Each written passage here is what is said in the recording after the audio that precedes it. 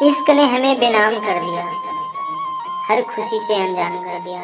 रानी जी गौर फरमाइएगा कि इश्क ने हमें बेनाम कर दिया, हर खुशी से अनजान कर दिया। हमने तो कभी नहीं चाहा था कि हमें मोहब्बत हो, कि हमने तो कभी नहीं चाहा था कि हमें मोहब्बत हो, लेकिन आपकी एक नज़र ने हमें नीलाम कर दिया, आपकी एक नज़र ने हमें नीलाम कर दिया। रानी जी ये शायरी आपको कैसी लगी है प्लीज़ कमेंट बॉक्स में ज़रूर बताइएगा, और शायरी की एक भी लाइन अच्छी लगी है तो प्लीज़ लाइक ज़रूर कीजिएगा। Thank you Rani ji, thank you so much, बहुत बहुत शुक्रिया ये वीडियो देखने के लिए रानी जी। आपका दिन शुभ हो।